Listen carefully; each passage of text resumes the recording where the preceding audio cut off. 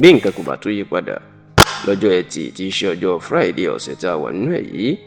èyí tí yóò jẹ́ ọjọ́ kejì nínú oṣù karùn-ún ọ̀sàrà tá a ṣẹ̀ṣẹ̀ wọ̀ yìí, ó ní olórí oko orílẹ̀-èdè yìí, ìyẹn ẹni àkọ́kọ́ lórílẹ̀-èdè tó jẹ́ bàbá gbogbo Nàìjíríà, ààrẹ Bọ́lá Ahmed Tinubu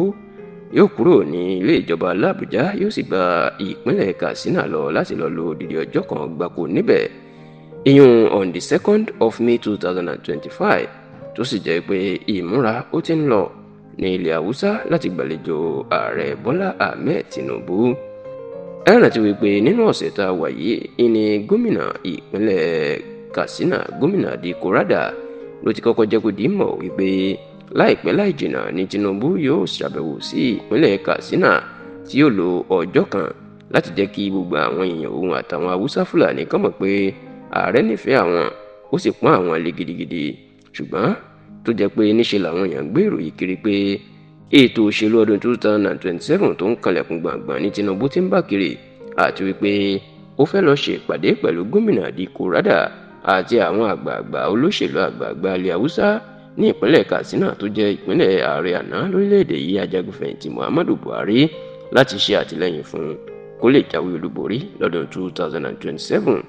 Ṣáò tẹlifíṣàn Yorùbá Tòótọ́ fìdí ẹ̀ múlẹ̀ pé kò sóòótọ́ nínú tán gbé kiri yìí, kì í ṣe nítorí òṣèlú tàbí láti bá àwọn àgbààgbà kan ṣèpàdé nítorí òṣèlú ọdún 2027. Ẹni Tinubu ló fi ń lọ sí ìpínlẹ̀ Katsina. Nínú àtẹ̀jáde tí kọmíṣánná ọ̀rọ̀ ìròyìn ní ìpínlẹ̀ Katsina, ìyún ọ̀gbẹ́ni Bala Salisu Zango, tó fi síta lásìkò tó bá àwọn oníròyìn sọ̀rọ̀ lọ́jọ́rú tí ṣe Wednesday ọ̀sẹ̀ tí a wà nínú ẹ̀ yìí,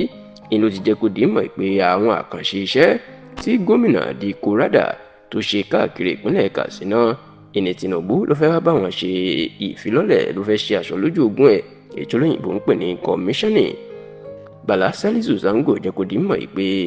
ojú ọ̀nà tí wọ́n ń pè ní Eastern Bypass tó lọ láti agbègbè Dutsinma Road tó lọ sí ìpínlẹ̀ Kano títí dé àwọn ọ̀nà Daura, tí ojú ọ̀nà náà tó sì lọ parí ní agbègbè Yandaki tó wà ní ìjọba ìbílẹ̀ Keita ní ìpínlẹ̀ Katsina.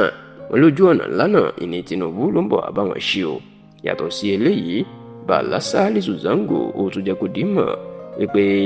Tinubu yóò tún bá wọn ṣí aṣọ lójú ilé tí wọ́n ti ń ṣe ètò ọ̀gbìn, èèyàn ilé tó ń rí ṣètò ọ̀gbìn tí wọ́n pè ní State Agricultural Mechanization Center tó wà ní ìpínlẹ̀ Katsina. Ó ní eléyìí tó jẹ́ pé gómìnà Dikko Rada náà ló ṣẹ̀ṣẹ̀ parí ẹ̀, ó wà lára nǹkan tí ààrẹ Bọ́lá Ahmed Tinubu yóò wá bá àwọn ṣí aṣọ lójú ẹ̀, tó sì ní kí gbogbo àwọn ará ìpínlẹ̀ Katsina kan tú yáyà jáde láti wá pàdé ààrẹ Nàìjíríà àti láti ṣe àpọ́nlé ẹ̀ dáadáa.